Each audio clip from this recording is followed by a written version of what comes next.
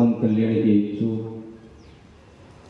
एवं सुख शांति के इच्छुक यहाँ पर उपस्थित धर्मस्नेही भक्तों पंच परमेष्टि का नमोकार मंत्र दूसरे पापों का नाश करने वाला है, पुण्य का प्रकाश करने वाला है, हमारी जीवन की इस लंबी यात्रा को मंगलमय बनाने वाला है। इसलिए हम सभी तीनों जीवों को सुव्यवस्थित करके अपने दोनों हाथ जोड़ उस महामंत्र को पढ़ने के लिए सावधान हो जाए।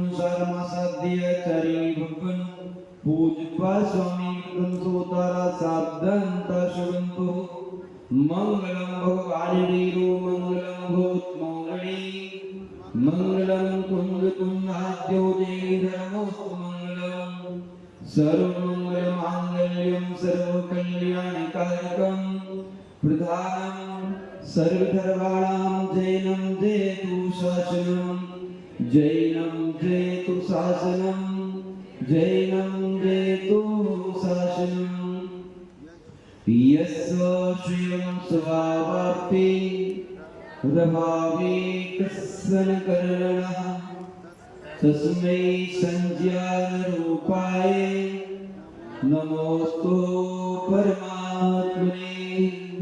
गुरुप्रातः स्मरणीय त्रिकाल वंदनीय परम पिता परमात्मा पंच परमेष्ठी भगवान की। अभी आवाज यहाँ से नहीं आ रही है, पता नहीं बोल नहीं रहे। बोलो आदि तीर्थंकर आदि बाबा एक जगत आदिनाथ भगवान की। अंतिम तीर्थ भगवान महावीर स्वामी की। परम पूज्य आचार्य भगवान पूजपा स्वामी महाराज की। परम पूज्य आचार्य भगवान शांति सागर जी महाराज की। परम पूज्य गुरुदेव आचार्य भगवान वसुंधरा जी महाराज की। तीन कमलों करुणी महाराजों की। परम पूज्य मुनि श्री सर्वानंद जी महाराज की। जय बोले परम पूज्य मुनि श्री 108 ज्ञानानंद जी महाराज की। जय बोले परम पूज्य मुनि श्री 108 पुण्यानंद जी महाराज की। मुनि संघ की। आत्म कल्याण के इच्छुक एवं सुख शांति के इच्छुक यहाँ पर उपस्थित धर्मश्री भगवत्मा वाचना प्रारंभ करने से पूर्व एवं वाचना सुनने से पूर्व सर्वप्रथम अपन सब मिलकर के अपने सौभाग्य की सराहना कर लें। हाथ जोड़ करके कहें अपने आप से, धन घड़ी क्यों धन दिवस क्यों ही, धन जन्म मेरो भयो और भाग मेरो उदय आयो दरस प्रभु जी को लगे। धर्मश्री महानुभाव जिस वाणी में साक्षात वीरेंद्र प्रभु के दर्शन होते हैं, वे पावन पीयूष वाणी जो हमारी आत्मा को पवित्र करने वाली है, इंसान से भगवान बनाने वाली है, उस वाणी को सुनने का आज हमें और आपको अवसर प्राप्त हुआ है। ये हमारी परम सौभाग्य की बात है। अन्यथा पुण्यहीन को भगवान की वाणी सुनने नहीं मिलती, पुण्यहीन को वीतरागी प्रभु के दर्शन नहीं मिलते, पुण्यहीन को वीतरागी भगवान की सन्निधि प्राप्त नहीं होती। धर्मश्री हमको अनादि काल से लेकर आज तक हमारी जीवात्मा अपनी दृष्टि की मलिनता के कारण जिन बाह्य पदार्थों में इष्ट अनिष्ट की कल्पना करती आ रही थी, शुभ अशुभ के फल में रति अरति का भाव था, राग और द्वेष का भाव था, जिसके कारण हम कर्मों का संचय करते चले आ रहे थे, कर्मों की बेड़ियों से बंधते चले आ रहे थे। उस बंधन से मुक्त होने के लिए हमें क्या करना है? तो आचार्य भगवंतों ने सूत्र दिया है, निर्ममत्वम परम तत्वम। निर्ममता ही परम तत्व है, जिसके बल पर हम जो है उन राग द्वेष की बंधनों से मुक्त हो सकते हैं।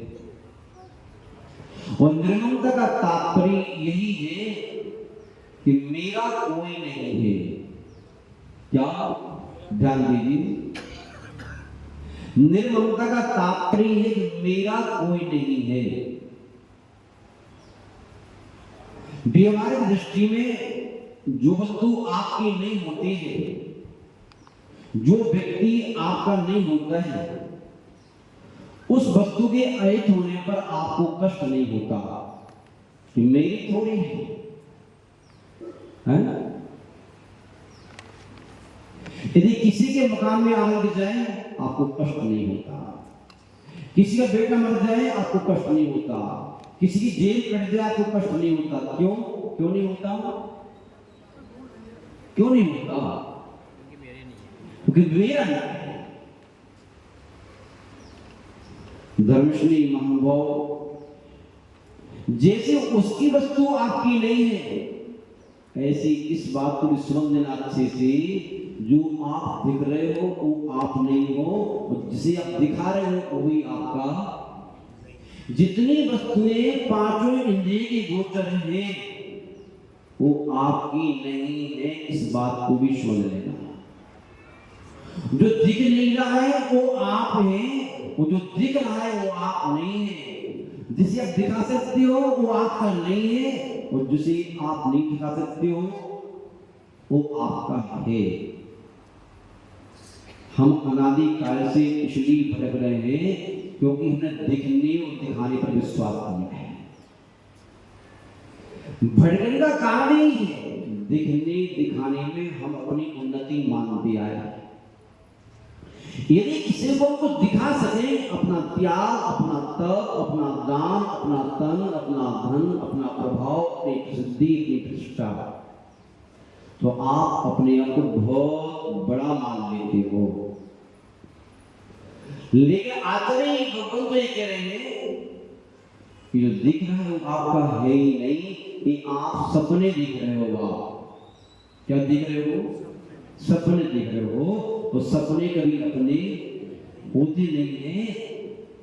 इसलिए आचार्य महाराज कह रहे हैं कि जो आपने सपने में किसी को अपना मान लिया, परस्तु को अपने मानने का भ्रम पाल लिया, उसी राग द्वेष करके जो जटिल कर्मों का बंधन करते जा रहे हो, तो संकलेश का वो बनाकर की दुर्गति की मार्ग खोलते जा रहे हो, संसार की वृद्धि करते जा रहे हो। तो आचार्य महाराज कह रहे हैं भैया, मुक्ति का उपाय तो यही है, निर्ममत्तम परम तत्वम। आप बाहर वालों को अपना तन दे दो, अपना धन दे दो, लेकिन अपना मन अपने पास रखो, अंदर में यही सोच के रखो, हे आत्मन, तेरे अलावा इस संसार में तेरा कोई नहीं है।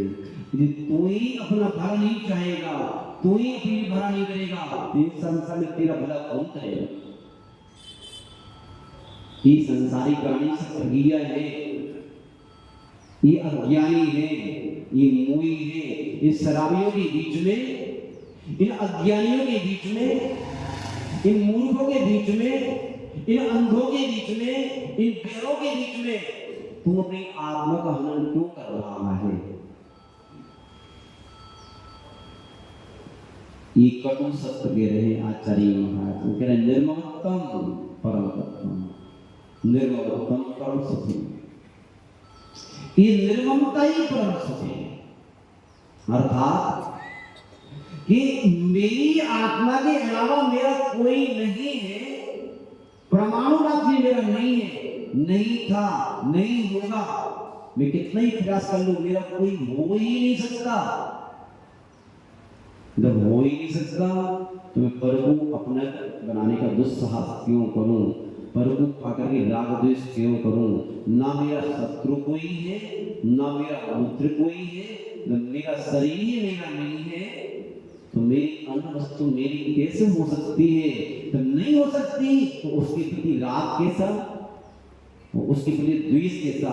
उस राग द्वेष को करके कर्मों के जटिल बंधनों से अपनी आत्मा को क्यों बांध रहा है? धर्मश्री महानुभाव, अपने लिए की आंख से पूछो। आप प्राय का संसार का अधिकांश प्राणी जितने भी चेष्टाएं करता है, चाहे वो चेष्टा पारमार्थिक हो, चाहे वो चेष्टा जो भौतिक जगत की हो, वही चाहे क्या है, मेरी क्रिया कांड को कोई देख ले, मेरे त्याग को जान जाए कोई, मेरी तप को कोई जान जाए, मेरे दान को कोई जान जाए, मेरे प्रभाव को जान जाए, और एक दूसरे का परिचय देते रहते हैं। महाराज जी, ये फलाने हैं, ये ठिकाने हैं, ये ऐसे हैं और ये ऐसे हैं। लेकिन ज्ञानी आत्मा कहते हैं नहीं भैया, ऐसा कुछ नहीं है। ये सब इनकी परिणाम की निर्बलता है, ये की महानता है, जो मेरे छोटे से काम को बड़ा कहके मेरे बखान कर रहे हैं। कौन कहते हैं? ज्ञान आत्मा कहते हैं। जिसकी दृष्टि में निर्मलता, वो कहता है जब भी किसी के सुकृत की तारीफ की जाए तो सम्य दृष्टि आत्मा से, ज्ञानी आत्मा की मुख से हाथ जोड़ के निकलता है, नहीं भैया ऐसा कुछ नहीं है, इनकी महानता है, इनका बहुमान है, जो छोटी सी बात को बड़ा करके कह रहे ऐसा मैं कुछ नहीं हूं। धर्मश्री महानुभाव, ऐसा कहने पर क्या होता है, आपको सुख की और शांति की अनुभूति होगी, आपको भी सुनने वाला को भी। निर्ममत्वम परम सुखम, ये निर्ममता परम सुख है, मेरा कोई नहीं है, और यदि कोई है तो दुख आ जाएगा आपके पास। क्या आ जाएगा? मेरे पास कम है, मेरे पास ज्यादा है, मेरा अच्छा है, मेरा थोड़ा बुरा है, तो हीनता आती है। क्या आती है? यदि हम पर को अपना मानेंगे तो पर तो पर है, किसी पर कम है, किसी पर ज्यादा है, और हीनता आने से राग देश बढ़ते हैं, हीनता दीनता आती है, आत्मा दुखी हो जाती है, आत्मा आपको व्याकुल हो जाती है। कम है तो ज्यादा करो, ज्यादा है तो और ज्यादा करो। ऐसा करते करते हम अपने आप को भूले ही रहते हैं। जहां से सुख आना था वहां के स्रोत बंद हो जाते हैं, और परवर दृष्टि सुख का स्रोत तो हम थे, तो अपने आप को भूल गए, और पर के से सुख पाने का प्रयास किया। तो आचार्य भूल गए, नहीं भैया, निर्ममत्वम परम सुखम, निर्ममता ही परम सुख का कारण है। जिन जिन साधुओं ने अनंत सुख को प्राप्त किया है, निर्मम होकर किया है, एक हूं मैं अकेला। तो मोक्ष की यात्रा निर्ममता से होती है, ममता से नहीं होती। धारणा, यदि किसी साधु की तनिके प्रति भी ममता रहेगी, ये मेरा शरीर, तो वो साधु मोक्ष मार्ग की यात्रा नहीं करता है।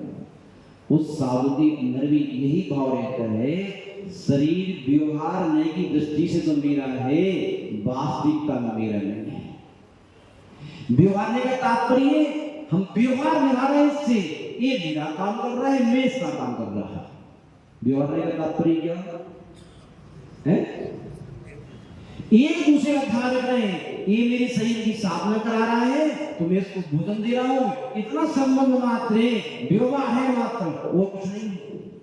जैसे आपकी परिवार में, आपकी समाज में कोई आपकी शादी में 500 रुपए की व्यवहार खाता है, तो 500 रुपए का व्यवहार उसकी शादी में तुमने खा के जाते हो, ऐसे करते हो। आपका नौकर आपका काम करता है, उसकी वेतन उसको आप दे देते हो।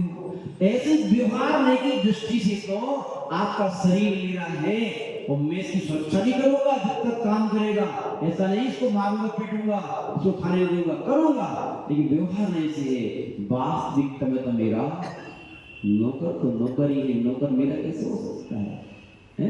मेरा है लेकिन नौकर है मैं। धर्मश्री महाभाव, निर्ममत्वम परम सुखम, निर्ममत्वम परम बीजम। ये निर्ममता परम बीज है। क्या? पर को अपना नहीं मानना, क्या? अपनी आत्मा को छोड़ पर को अपना नहीं मानना, ऐसा एक बीज है। ऐसी मान्यता, ऐसा श्रद्धा, ऐसा ज्ञान आपके परम बीज है। क्या का बीज है? मोक्ष, मोक्ष का। क्या का? मोक्ष का तात्पर्य मुक्ति का, संसार से कि बंधनों से मुक्त होने का परम बीज है मोक्ष। कथतम बुद्धि, ऐसा बुद्धिमानों ने कहा है, ऐसा केवल ज्ञानी ने कहा है। महान भाव, इसी बात को आचार्य महाराज हमें समझा रहे थे कि जो है प्राणी बनता जो है तो ममता भाव से बनता है, और समता भाव से छूटता है। जब जब हम अपने आप तत्व को छोड़कर के पर को अपना मानते रहेंगे, जितनी अधिक मात्रा में उतनी अधिक मात्रा में आप बनते रहेंगे। पर यदि आपके अनुकूल है तो राग करके बनेगी, और पर यदि प्रतिकूल है तो द्वेष करके बनेगी। दोनों से बंध नहीं होना है, दोनों से मुक्ति होने वाली नहीं है। इसलिए आचार्य महाराज ने क्या कहा था? तस्मात् कर पत्नी ने निर्ममत्वम भजन्ते। सभी प्रयत्न को करके निर्ममता को भजो। शिष्य ने प्रश्न किया कि प्रभु वो निर्ममता कैसे आवे, इस स्तोत्र तो दो आप आती नहीं, निर्ममता कैसे आवे? मुझे लगता है सारी हमारी हम सबके लिए सामाजिक जगत में तो ऐसे ही जीना पड़ेगा कि सब हमारे हैं और हम सबके हैं तो सुख मिलेगा। ये संसार का सुख है, लेकिन पारमार्थिक सुख में है न हम किसी के हैं न कोई हमारा है। समझ में आ रहा है? यदि शाश्वत सुख चाहिए तो मानवता यही धारण बनना पड़ेगी अंतर में, ना मैं किसी का हूं, जग में न हमारा कोई था, हम भी न रहे जग के साथी। जब अंतर में ये बात नहीं बैठेगी तब तक आप मोक्ष मार्ग का चयन नहीं कर पाएंगे, जब तक आपकी कर्तव्य बुद्धि नहीं जाएगी। महान भाव, और इस संसार का सुख चाहिए, संसार का आनंद चाहिए तो सामाजिक जीवन में तो हमें यही ध्यान रखना पड़ेगा, सब हमारे हैं। कौन? सब हमारे हैं और हम सबके। कब? जब कमरे से बाहर आओ तब। एक कमरे के अंदर रहो, अपने अंदर रहो तो अंदर में बैठ के तो यही सोचो, हे आत्मा, तेरी आत्मा का परमाणु मात्र तेरा नहीं है, तेरा शरीर भी तेरा नहीं है, अंत तो तेरी कैसे हो सकती है? ये तो सब पुण्य का प्रताप है। कभी कसाई की बनता में पुण्य का संचय किया होगा, उसकी सारी बारी वस्तुएं मिली हैं और 4 फल मिली हैं, कल छूट जाएंगे आसपास से, स्थायी नहीं है। ये पुण्य स्वभाव का सूर्य मुझे को प्राप्त हुआ है, ये एक ना एक दिन अस्त हो जाएगा, ये भी तेरा नहीं है। और धारणा पाप का उदय आ रहा है तब भी कहना अपनी आत्मा से, हे आत्मन तू तो अनंत सुख का भंडार है, तेरे मन में पाप की उदय कसाई की तीव्रता में कोई पाप का संचय किया था तो ये तेरे विरोधी तत्व तेरे मिले हैं, तो ये भी स्थायी नहीं। रात्रि 12 घंटे की होती, ये भी मेहमान है, उनको उदय भी मेहमान है और पाप उदय भी मेहमान है। तू अकेला था, अकेला है तो अकेला ही रहेगा। इस सारी चेतन अचेतन वस्तुएं, चेतन अचेतन सामग्री एक मेहमान की भांति चाल चल को आते चले जाते हैं। ये तो धूप और छांव की भांति आते चले जाते हैं। स्थायी धूप कभी स्थायी नहीं रहती और छाया भी स्थायी नहीं रहती।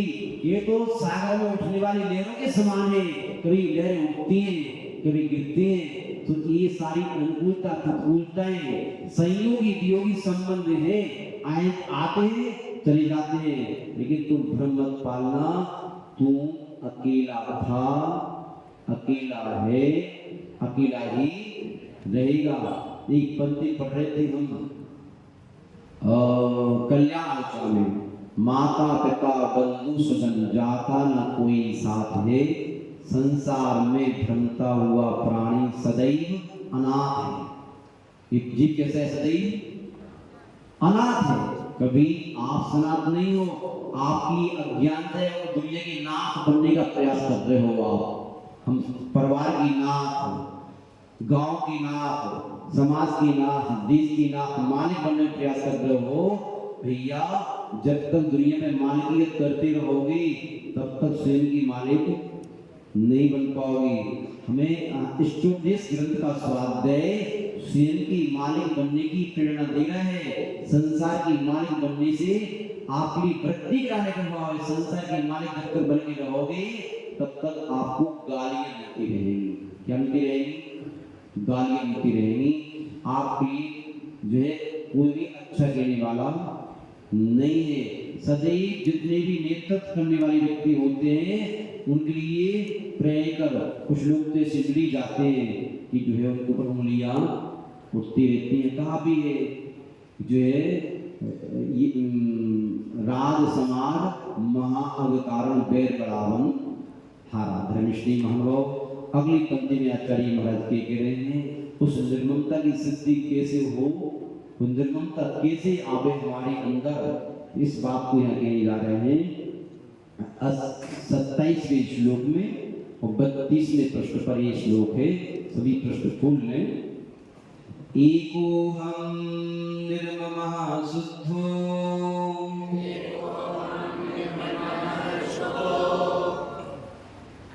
ज्ञानी योगीन्द्र गोचरः एकोऽहं निर्ममः शुद्धो ज्ञानी योगीन्द्र गोचरः वायः संयोगदा भावः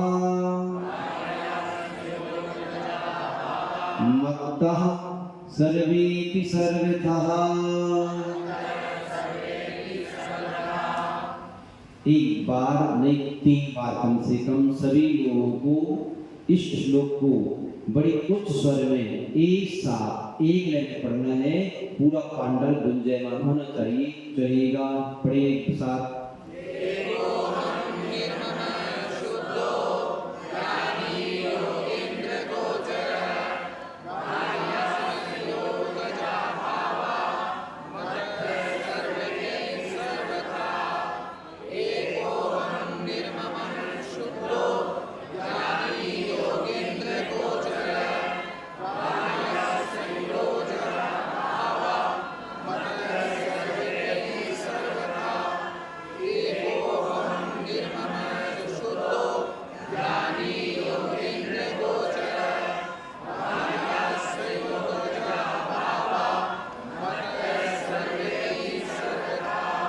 धर्मश्रेणी मानो,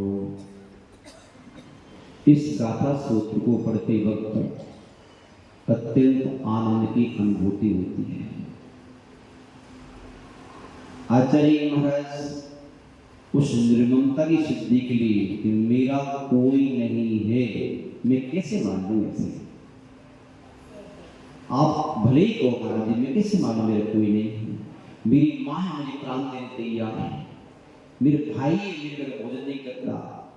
मेरा पिता है, मेरे में रो पड़ता है। मेरे गुरु है, मेरे अभाव में बेचैन हो जाते हैं। मेरे मित्र है, मेरे एक दिन सभा नहीं पहुंचे तो बेचैन हो जाते हैं। मैं कैसे मानूं मेरा कोई नहीं है? सब मेरे हैं, मैं सकता हूं।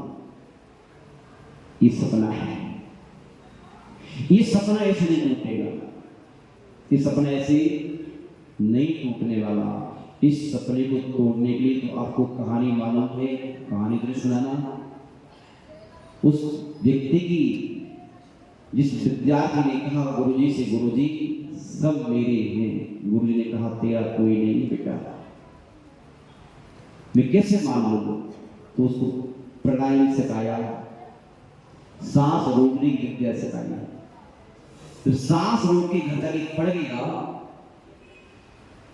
उसको बचाने का कोई चारा नहीं बचा। तो गुरुजी वहां पर आए, क्योंकि गुरुजी का चेला था। जब बुलाओ थे गुरुजी के लिए कि तुम्हारा चेला गया। गुरुजी के आने पर गुरुजी देखा, हाथ देखा, सिर छुआ, पेट छुआ, सीना छुआ। बोले ऐसा करते यदि इसको स्वस्थ करने की एक औषधि मेरे पास है,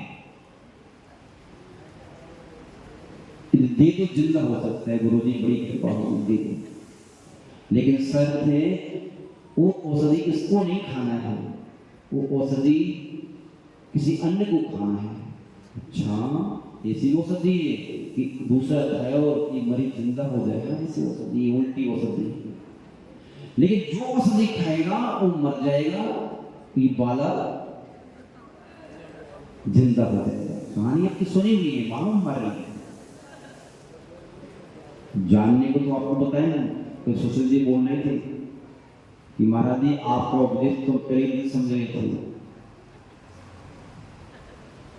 क्या पहले दिन समझ गए थे क्या कह रहे हो आप? कह रहे हो घर छोड़ो, चलो गए साथ में, लेकिन वही मानेंगे नहीं। हमारी पत्नी है, हमारे बच्चे हैं, हमारा बेटा है, हमारा पोता है, बहुत कुछ हमारा है, अभी नहीं मान सकते आपकी बात। धर्मश्री हो,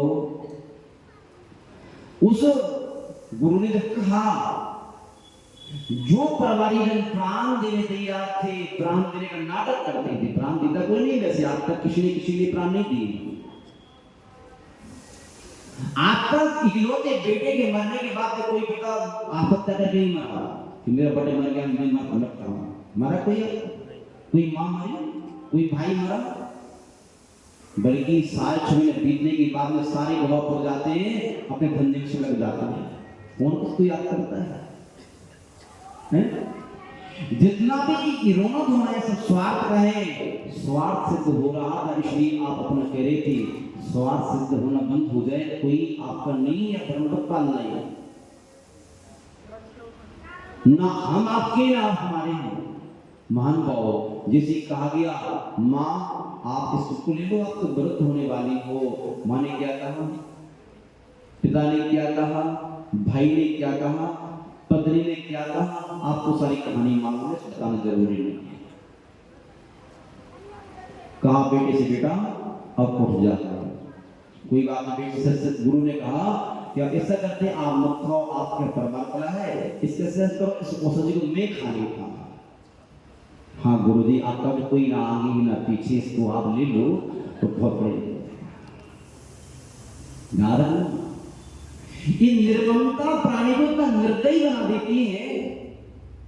कल्पना करो यदि आपके शरीर के प्रति ममता है तो शरीर को बचाने के लिए आप कई लोगों की जान ले सकते हो। आप कोई राजा हो और राजा का इग्नो का बेटा खुद सही में पड़ा हो और कोई डॉक्टर कह दे 10 युवा लड़कों की बलि दी जाए तो बेटा का जन्म हो सकता है, गारंटी वो युवा राजा अपने बेटी की रक्षा के 10 युवा लड़कों को फांसी में लटका देगा, जान मार देगा, नहीं मार देगा, मार देगा।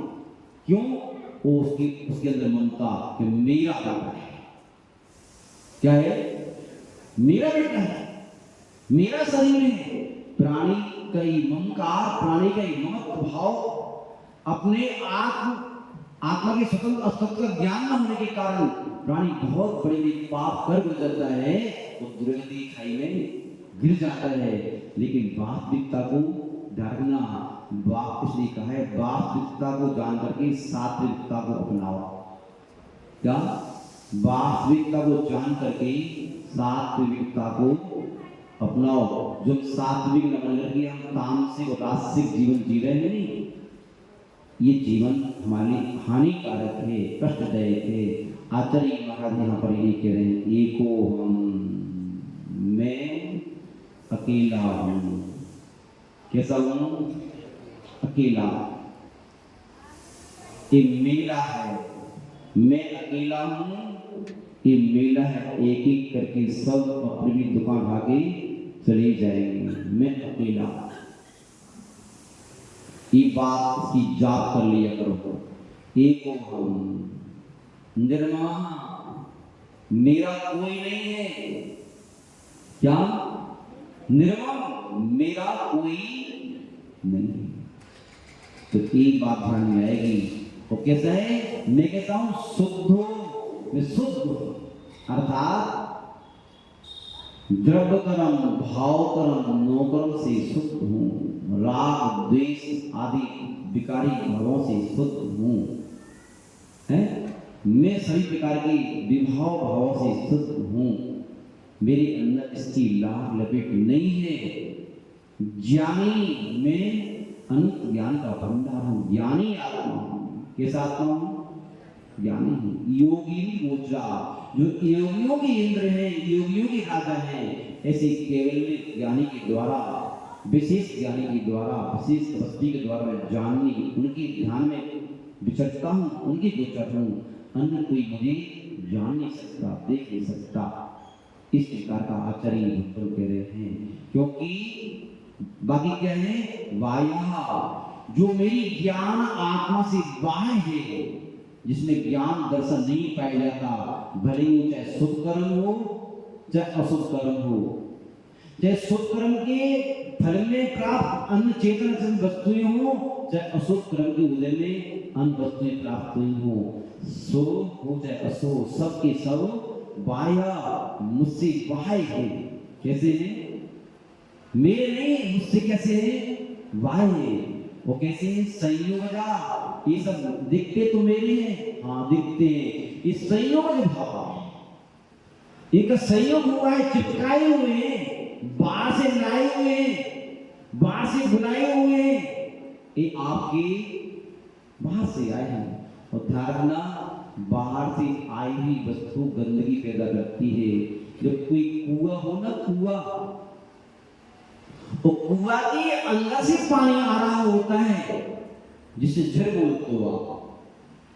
कुआं से अंदर से आया हुआ पानी जो होता है वह शीतल होता है, स्वच्छ होता है, स्वास्थ्यवर्धक होता है। कैसा होता है? कुआं का पानी कभी आपको गर्मी में ठंडा नहीं मिलेगा और ठंडी में गर्म मिलेगा, और गर्मी में विशेषता होती है। कभी देखना, आप कुआं का पानी निकालना, ठंडी का मौसम होगा तो आपको भाप निकलती मिलेगी, गर्म मिलेगा तब। और गर्मी के मौसम में जितने नीचे पहुंचोगे कुआं की आप, उतना ही ठंडा पानी मिलेगा। ये उसका स्वभाव होता है। क्या होता है? स्वभाव होता है। और यदि कुएं से झर नहीं है, पानी ऊपर से भरा गया है, तो वो ना शीतल होता है, न स्वच्छ होता है, न स्वास्थ्य होता है, विकारों को पैदा करने वाला होता है।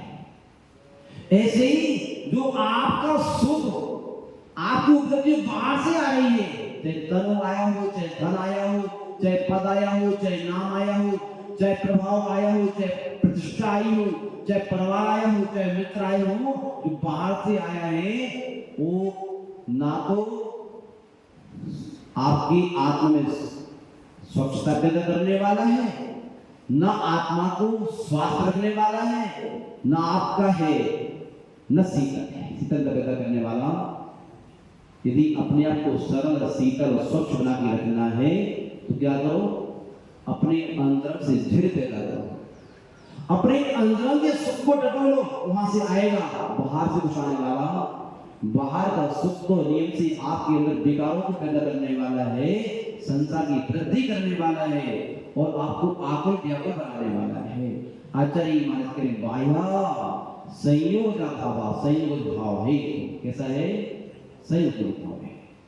मत्ता सर्वेटी सर्वथा, सर्वेटी सभी, और सर्वथा यानी कि सब तरह से जितने भी संयोगी भाव है, सभी भाव, सभी पदार्थ, चाहे शुभ हो चाहे अशुभ, सभी पदार्थ कैसे है? सर्वेटी सर्वथा, सभी तरह से आपसे कैसे भिन्न है। ऐसा आचार्य महाराज आपके लिए बता रहे हैं और जता रहे हैं। समझो, आप नहीं समझोगे, कल आपको सोचना पड़ेगा। कल्पना करो, जब आप 48 मिनट के लिए कोई मुनि मार्ग को ध्यान कराते हैं, 4 प्रकार की परिग्रह का त्याग करके, सभी प्रकार की परिग्रह का त्याग करके, 4 प्रकार की आहार का त्याग करके एक अपने आप को अकेला बिठाते हो, तो उस समय आपको कितने आनंद की अनुभूति होती है।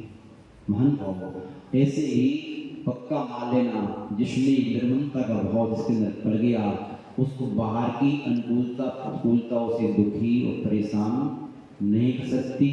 जितनी परेशानी है पर के संपर्क से है, एक श्लोक आपका आगे कह रहे हैं। जितना सुख है, जितना दुख है, अशांति है, क्लांति है, दुर्गति है, सारी की सारी दुख का श्रेय पर के संपर्क से है। किसके संपर्क से? पर के संपर्क से। यदि दुख से बचना है तो निज को निज पर को पर जान, फिर दुख का नहीं लेश निदान। जब तक निज को निज नहीं जाना और पर को पर नहीं जाना, तब तक आपके पास सुख की गंध भी आने वाली नहीं है। इस बात को पक्का मान लेना। अभी आपको भले ही ऐसा महसूस नहीं हो रहा होगा, क्योंकि अभी आपके जीवन में थोड़ा सा पुण्य का उदय चल रहा है। क्या चल रहा है? पुण्य के उदय में अपने पराई की पहचान नहीं होती। एक कोटेशन पढ़ रहे थे भी हम, दुख आपको रुलाने नहीं आता, दुख आपको रुलाने नहीं आता, दुख आपको अपनों की और पराई की पहचान बनाने आता है। क्यों आता है? अपने पराई की पहचान कराने आता है। महान भाव आचार्य महाराज कली कृष्ण विज्ञा कह रहे पढ़ने एक बार। दुख संदोह भागित्वम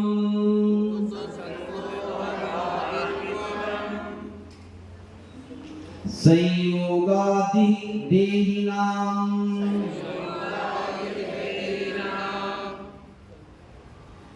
त्यजाम येन ततः सर्वं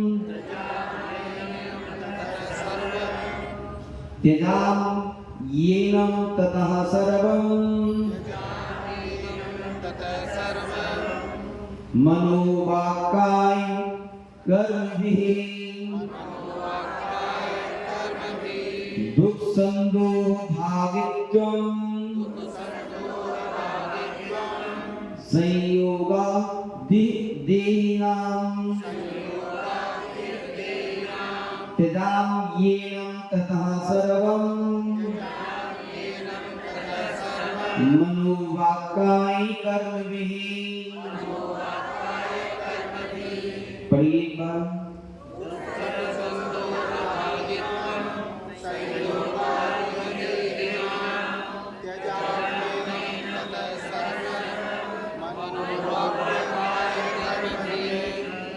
क्या बात।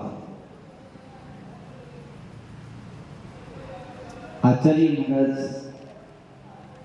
बाकी में आपके प्रति बड़ी करुणा प्रेम स्नेह से भरे हुए हैं, लेकिन अपन लोग उनकी करुणा स्नेह प्रेम का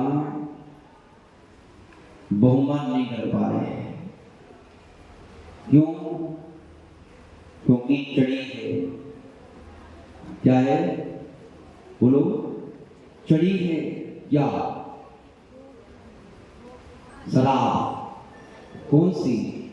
मुए की शराब का नशा चढ़ा हुआ है। बेहोश होकर के हम अपने आप को भूले हुए हैं। उतर जाएगी कभी। कब उतरेगी? कब उतरेगी? खटाई खा के उतरती है। सुना है? सुना है? खटाई खा के उतरती है। कैसे उतरती है? ज्ञान कहां से आएगा? पुस्तकों से। पुस्तकों से ज्ञान कभी किसी को नहीं आया। लोग कहते हैं कि अक्कल बादाम खाने से नहीं, ठोकर खाने से आती है। धर्मश्री महान भाव, ये खटाई खाने से तात्पर्य जब जिनको आप अपना मान रहा उसे खट्टा खाने मिलेगा, आपको धोखा मिलेगा तो आपको उतर जाएगी। जिस शरीर को आप अपना मान के पूरा निशान कर रहे हो, जब अच्छा करने के बाद में आसान हो जाएगा तो उतर जाएगा। जिसको जिसके संग पूरा जीवन लगा दिया आपने, एक क्षण जब से छिन जाएगा आपसे तो उतर जाएगा। कि देखो इसके पहले उतरने वाली वो कई लोगों की तो इतने के बाद भी उतरती बड़ी बहुत जल्द नहीं होती है। महान भाव आचार्य महाराज कह रहे हैं दुख संदोय भागवतम, यानी कि दुख बता रहे हैं। दुख के समूह का भागीदार बनना पड़ता है। क्या? दुख संदोह समूह का भागीदार बनना पड़ता है। किसका?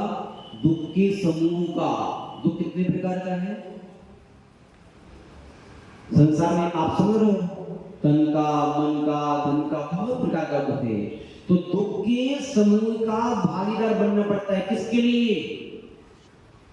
देहिना, इस देहधारी जीव आत्मा, संसारी आत्मा को। संयोगादि क्यों बनना पड़ता है? संयोगादि यानी कि संयोग से। किसके संयोग से? शरीर के संयोग से।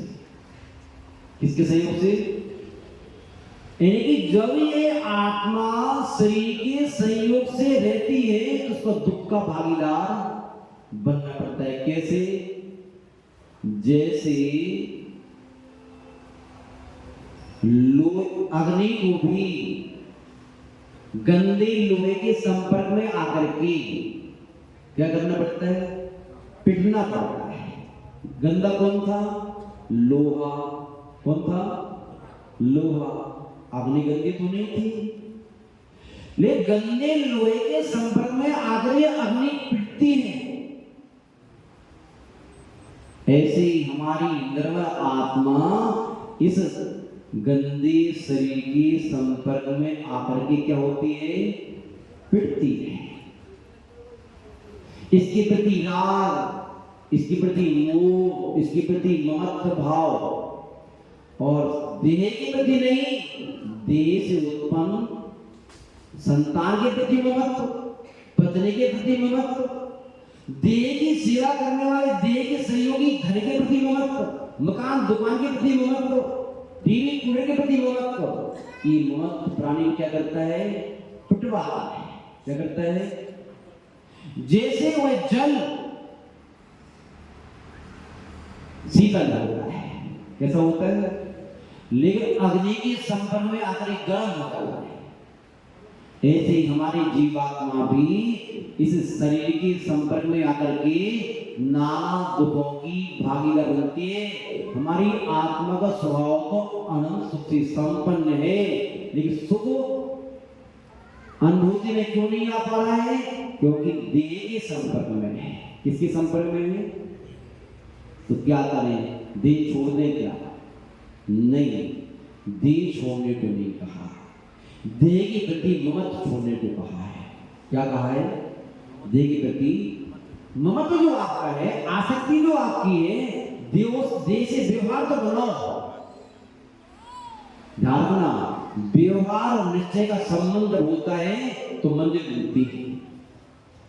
ध्यान सुनना, व्यवहार और निश्चय का मैत्री भाव जहां पर होता है, एक व्यक्ति व्यवहार को तानता है, एक व्यक्ति निश्चय को तानता है, दोनों गड्ढे में गिर रहे हैं। दोनों का मैत्री भाव, व्यवहार बनाओ, अर्थात इथा योग उसका ध्यान रखो शरीर का। जितना वो आप साथ करे उतना आप उसके साथ कर दो। लेकिन निश्चय क्या है? निश्चय में रखो कि मेरा मेरा है, मेरा मेरा है, तो तेरा मेरा नहीं हो सकता, मेरा तेरा नहीं हो सकता। महान मैं हूं और पर परे, इस पर दृष्टि रखो। आचार्य महाराज कह रहे हैं कि ये शरीरधारी जीव देह के संयोग से दुखों के समूह का भागीदार बनता है। ये दुखों के समूह का भागीदार नहीं बनना है तो इससे आपको हटना पड़ेगा। जैसे साधु सन्यासी क्या हटते हैं? धीरे धीरे हटेंगे, परिवार से हटे, शरीर से हटे, हटते हटते शरीर तक आ गए। अब शरीर की प्रति भी इनका ममत्व है, ऐसा बहुत छोटा नहीं है, तो धीरे धीरे त्याग करके तब करके इस शरीर के प्रति ममत्व कम करते जा रहे हैं। इसकी रफ्तार इसकी जैसी कर रहे हैं। तिदाम एवं, इसलिए क्या करो? एवं सर्वम, इन सभी शरीर आदि का, शरीर के संबंधियों का, शरीर संबंध वस्तुओं का, तथा सर्वम सभी का मनोवाक्य कर्म भी क्या करो? मन से, वचन से, काय से क्या करो? संग्रह, सृजन नहीं, विसर्जन करना है। क्या क्या करना है? विसर्जन करना है। आपको जीवन में कुछ ऐसा सृजन करना है जिसका कभी विसर्जन ना करना पड़े। अनादि से लेकर आज तक अज्ञात उसका सृजन किया है हमने, इकट्ठा करते रहे करते रहे करते रहे, एक साथ पूरा छोड़ दिया, फिर जन्म ले लिया, फिर सृजन किया, फिर छोड़ दिया, फिर सृजन किया, फिर छोड़ दिया। अब भैया कुछ ऐसा सृजन करो जिसको कभी छोड़ना ना पड़े। ऐसे वस्तु सृजन करने के क्या करना पड़ेगा? बाहर के सृजन को थोड़ा सा कम करो और अंदर के सृजन को प्रारंभ कर दो। नश्वर से अवनश्वर की यात्रा करो, नश्वर तन से अवनश्वर, नश्वर धन से अवनश्वर। वो यात्रा प्रारंभ कब होगी? यात्रा प्रारंभ कब होगी? जब हमारी बुद्धि में ये आएगा कि एक को हमें अकेला, निर्मल, मेरा कोई नहीं है। जब ये बात आएगी तब तो हो सकता है। यदि ऐसा नहीं महाराज जी, बेटे को संग्रह करना है, नाती को संग्रह करना है, पोते को संग्रह करना है। आपने ममता बेटे के प्रति है नहीं तो अपनी आत्मा का अहित करके बेटे के संग्रह मिल जाते हैं। बेटे को मकान, बेटे को दुकान, बेटे की फैक्ट्री, बेटी नाती को, इसको उसको, दुनिया को मेरे, तो उनके संग्रह में अपना संग्रह हम भूल जाते हैं। ये दृष्टि को क्या करना पड़ेगा, घुमाना पड़ेगा थोड़ा सा। दृष्टि घुमाए बगैर बात बनने वाली नहीं है।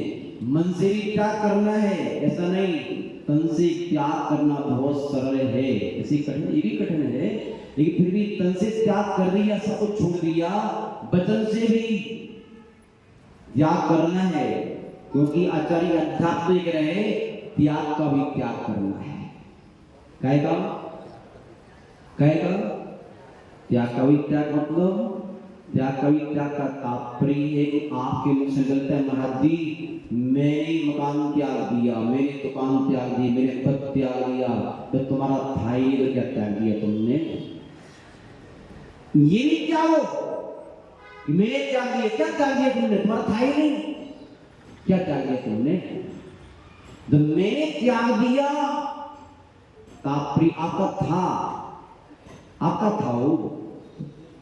ये भ्रम आपको अभी भी पड़ रहा है। यदि बात आ रही है मैंने त्याग दिया, मेरा इतना था, मेरा इतना था, मेरा इतना था, मेरा इतना था, मैंने त्याग दिया, इस त्याग का भी त्याग किए बगैर आपको वो मिलने वाला नहीं है।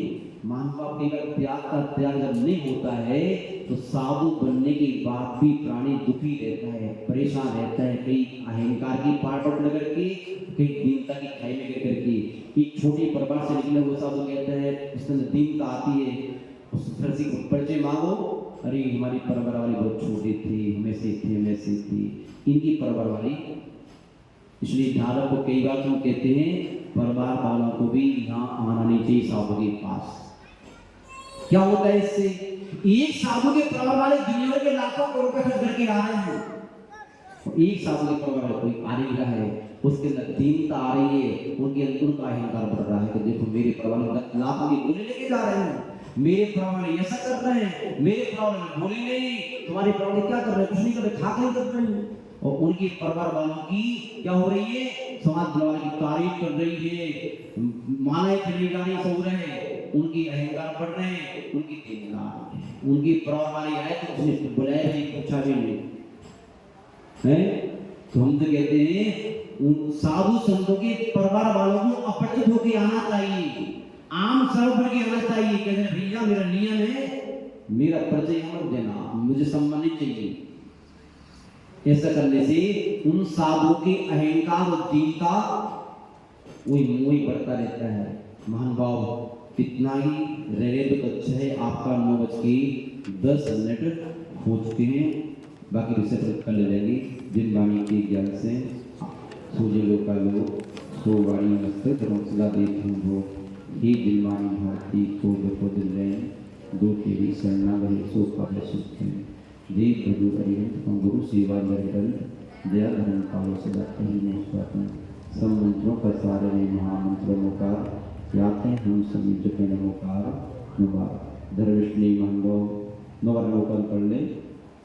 आज की मुख सभा की मुख श्रोता के रूप में दीप प्रज्वलन, चित्त अनावरण, पात्र छलन, सात भेंट आदि जो हमारी पुण्य की क्रिया है, इस रूप में आज का सौजन्य सभी ने प्राप्त किया है। इस सोशल ग्रुप की ड्रेस, इनकी भाव वासना, धर्म के प्रति लगन को देख करके लगा कि बाकी में इनके रोगों में धर्म समाया हुआ है। इस सोशल ग्रुप को चाहेंगे कि आप लोग एकता के साथ में इसी प्रकार धर्म के आयोजन में उपस्थित होते रहें। अपने तन का, अपने मन का, अपने धन का की आहुतियाँ धर्म की बराबरी पे देते रहें। यही आपका मित्र है, यही आपका साथ है, यही आपका धन है। महान भाव इस सोशल ग्रुप के अंतरात्मा से हम पूरी संघ का अंतरात्मा बहुत बहुत आशीर्वाद। आप सदैव खुश रहें और आपकी प्रत्येक क्षमताएं धर्म वृद्धि में काम में आती रहें। और इसके साथ में आप जो है सोशल ग्रुप को चाहेंगे कि जब भी आपकी अनुकूलता हो, यहाँ पर कौन पढ़ रहे हैं, जब भी आपकी अनुकूलता हो, जब आप दोस्तों की प्रत्येक संत का उपस्थिति हो, आपको कुछ हमदर्दी संदेश भी देना चाहेंगे जिससे धर्म की वृद्धि करने में आप सहायक बन सको। जब भी कोई भी दिन चेंज कर लेना आप लोग, और आप लोग प्रकट हो सकते हैं। इसके साथ में योगांश जैन बहुत नाम है, आदि कुमार, सुपुत्र श्री मनन श्रीमती निशु, सुपौत्र सुभाषी रेवंजी ठोलिया, पड़पौत्र श्रीमती जैनमती जी जैन, गणेंद्र के उपलक्ष्य में मीनल निशान जी समस्त ठोलिया परिवार मौजमाबाद वाले महान भाव, इन्होंने आज पात पे चरण इन्होंने भी किया है, साथ भेंट भी किया है, जानकारी में भाग लिया है, बड़ी अच्छी निवड़ परिणामी है। इस परिवार के लिए भी बहुत बहुत अंतरात्मा से पूरी संघ का आशीर्वाद, निरंतर के धर्म की वृद्धि होती रहे, स्वास्थ्य इनकी उत्तर है और इनकी प्रत्येक क्षमताएं धर्म की वृद्धि में, धर्मात्मा की वृद्धि में, धर्म की रक्षा में, धर्मात्मा की रक्षा में काम आती रहे, ऐसा इस युग की मंगल भावना है। ओम शांति। बंधुओं, जैन सोशल ग्रुप मानसरोवर में ये चारों प्रक्रियाएं संपन्न करने के उपलक्ष्य में 11,000 रुपये मंदिर समिति को भेंट किए हैं। इसके लिए ये सारे समिति मतलब इनके ग्रुप के सभी सदस्य धन्यवाद के पात्र हैं और मीरा मार्ग जैन मंदिर समिति इनको धन्यवाद देती है। अब अर्घ चढ़ाएंगे। सुरेश जी सोनी जी हैं, आप लोग, आप अध्यक्ष जी मंत्री अध्यक्ष जी कौन है? हाँ, जो भी हो उन सभी से हमारा कहना है कि आप लोग व्यवस्थित से करके एक कोई दिन चेंज करके आप लोग उपस्थित जरूर हो जाए। अनुपम ध्यानी तव अंतर में ज्ञान सिंधु लहराता, मूलाचार के दो दर्पण चारित्र यही बतलाता, तीर्थंकर सी सूरत जिनकी गुरु सिद्ध जो भावी, वसुनंदी के पूजक जग कहलाते प्रणभागी। ओम रूम आचार्य श्री वसुनंदी लिंगाय नमः। अनंत पद प्राप्त अर्घं नृपाते स्वाहा। अर्घ अष्टविधि प्रास को लेकर गुरु चरणों में करे अर्पण, निज अनर्घ पद प्राप्त करूं मैं अभिनश्वर अनुपम पावन। नमोकार उच्चारित कर आचार्य वसुनंदी गुण गाऊं, सर्वानंदी जिनानंदी पुण्यानंदी गुरु पूजन कर हर्षाऊं। ओम श्री सर्वानंदी जी महाराज, श्री जिनानंद जी महाराज, श्री पुण्यानंद जी महाराज के चरणों में अर्घ नृपाते स्वाहा। जय चंदन सतपथ प्रतिपल्लवी पूजा को ठानत, जो तुम जानत सो नर जानत, सुख पावे तीर्थंकर की।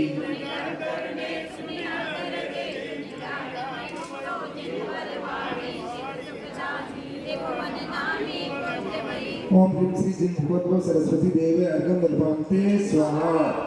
बोधि समाधि परिणाम शुद्धि, स्वात्मोपलब्धि सिद्धि सौख्य सिद्धि, चिंतामणि चिंत वस्तुदानि, त्वं वंदे मानस्य नमस्तु देवी।